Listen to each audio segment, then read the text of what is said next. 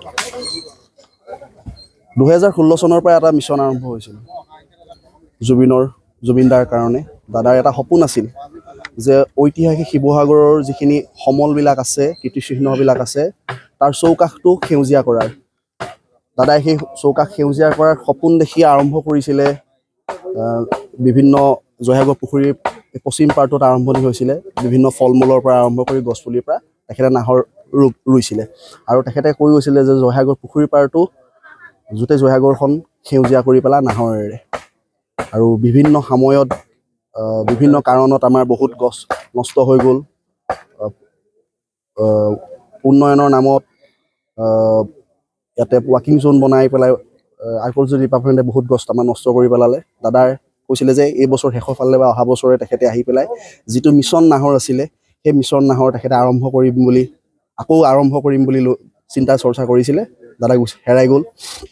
দাদাৰ সেই আধৰুৱা সপোন আমি আকৌ সফল কৰিবৰ কাৰণে মিছন নাহৰ নামেৰে নাম লৈ আজি জয়সাগৰ পুখুৰীত আমি নাহৰ পুলি ৰোপণ কৰিছোঁ। আৰু এই নাহৰণিখনৰ নাম হ'ব জুবিনৰ নাহৰণি। আজি মোৰ দুৰ্ভাগ্য, মোৰ স্মৃতিত সি গছ ৰুব লাগিছিল। আজি তাৰ স্মৃতিত মই গছ পুলি ৰোপণ কৰিছোঁ, নাহৰ পুলি।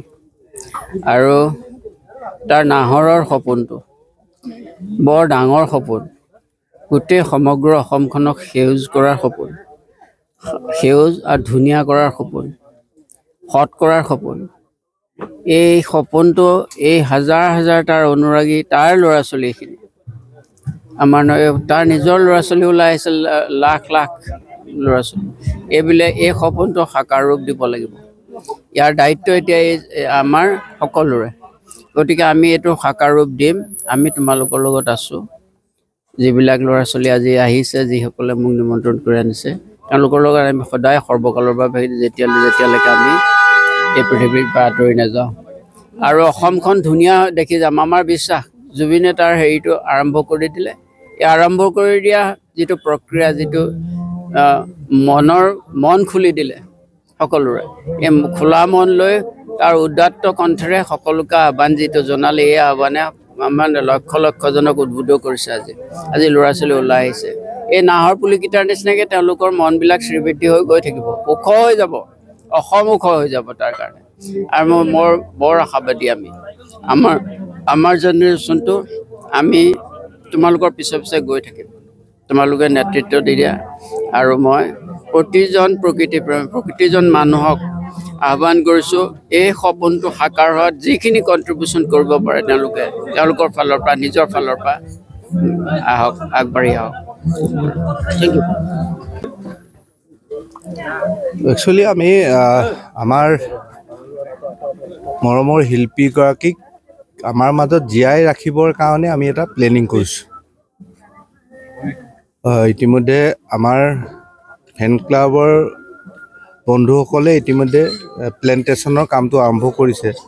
আৰু সমান্তৰালভাৱে যিহেতু জুবিন গাৰ্গৰ এটা সপোন আছিলে যে জয়সাগৰ পুখুৰীটো সেউজীকৰণ কৰা, গতিকে সেউজ কৰাৰ যি সপোন, সেই সপোনটো বাস্তৱৰ কাৰণে ইতিমধ্যে আমি ইয়াতে, যিহেতু তেওঁ শিৱসাগৰত জয়সাগৰটো তেওঁ এটা সপোন হিচাপে আছিলে, সেইকাৰণে ইতিমধ্যে আমি চৰকাৰীভাৱে কথা বতৰা পাতি ইয়াতে আমাৰ ৰুদ্ৰসিংহ পাৰ্কৰ পৰা আমাৰ এইফালে CRP কেম্পলৈকে মাজত যিটো গেপ আছে, সেই গেপটোত অলপমান মাটি খালী পৰি আছে।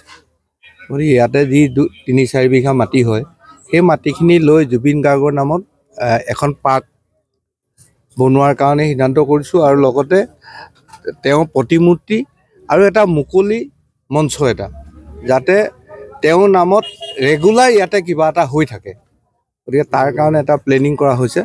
ইতিমধ্যে এই কামখিনি প্ৰায় আমি আগবাঢ়িছোঁ। আমাৰ চাৰ্কল অফিচৰ ফালৰ পৰা ইতিমধ্যে আমাক মাটিখিনি চমজাই দিছে। ভাবিছোঁ আমাৰ সদায় তেওঁৰ নামটো যাতে আমাৰ শিৱসাগৰত থাকি যায়, প্ৰজন্মে যাতে তেওঁক সোঁৱৰণ কৰিব পাৰে, তাৰ কাৰণে এটা ব্যৱস্থা কৰিবৰ কাৰণে আমি জুবিন ফেন ক্লাবে আগবাঢ়িছোঁ। ধন্যবাদ।